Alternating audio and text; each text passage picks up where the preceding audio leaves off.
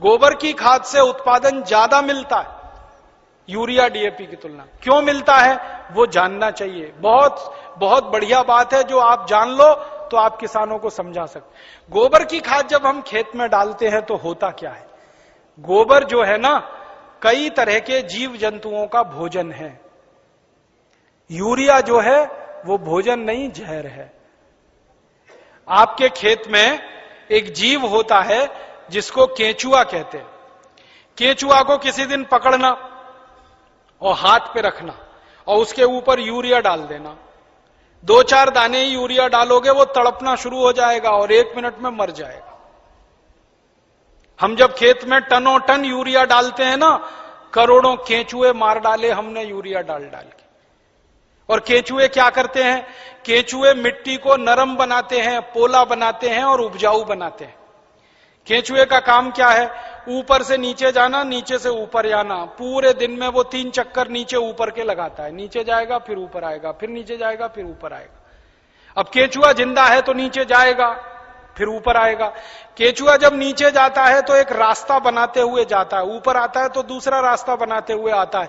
तो परिणाम क्या होता है कि ये छोटे छोटे छिद्र जब मिट्टी में वो केंचुए तैयार कर देता है तो बारिश का पानी इन्हीं छिद्रों में से नीचे एक एक बूंद नीचे रिसते हुए तल में जमा होता है। माने वाटर रिचार्जिंग का दुनिया में सबसे जबरदस्त काम कोई करता है तो केंचुआ करता है, और यूरिया के कारण ये मर जाता है। इसलिए यूरिया डालना माने किसान के लिए आत्महत्या करने के बराबर है। जिस किसान के खेत में यूरिया डलेगा केंचुआ मर जाएगा। केंचुआ मरा तो मिट्टी में ऊपर नीचे कोई जाएगा नहीं, तो मिट्टी कठोर होती जाएगी, कड़क होती जाएगी।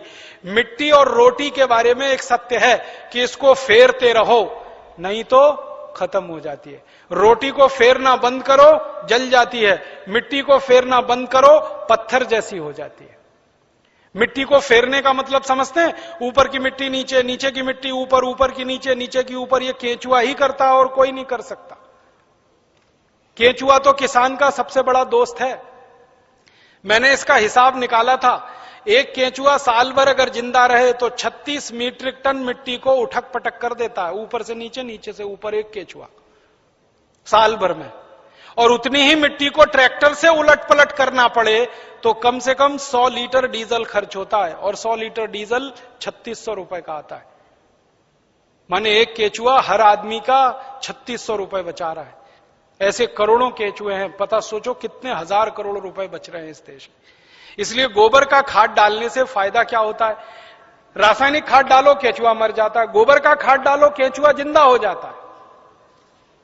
क्योंकि गोबर केंचुए का भोजन है।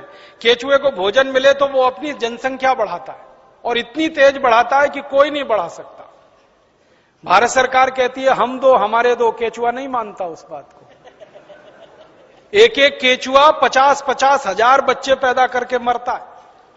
50-50 हजार। एक जाति का केंचुआ तो मैंने देखा 1 लाख पैदा करता है बच्चे, तब मरता है। तो वो एक जिंदा है, उसने 1 लाख पैदा कर दिए, अब वो 1-1 लाख पैदा करेंगे, करोड़ों केंचुए हो जाएंगे अगर गोबर डालना शुरू किया। और केंचुए ज्यादा होंगे तो मिट्टी फिर उलट पलट होने लगेगी, मिट्टी में छिद्र बनने लगेंगे, तो बारिश का जितना भी पानी गिरेगा सब मिट्टी में आ जाएगा। और पानी मिट्टी में गया तो नदियों में बेकार नहीं बहेगा, तो बाढ़ नहीं आएगी, तो समुद्र में फालतू पानी नहीं जाएगा। इस देश का करोड़ों करोड़ों रुपए का फायदा हो जाएगा। इसलिए आप किसानों को समझाओ गोबर की खाद डालो। फिर कुछ किसान कहेंगे जी उत्पादन होगा क्या, उनसे कहना गारंटी मेरी, गारंटी भारत स्वाभिमान ट्रस्ट की। थोड़े दिन में भारत स्वाभिमान ट्रस्ट की तरफ से हम किसानों को कहेंगे कि आप बिंदास गोबर की खाद डालो, गारंटी हमारी, 1 ग्राम भी उत्पादन कम नहीं होगा।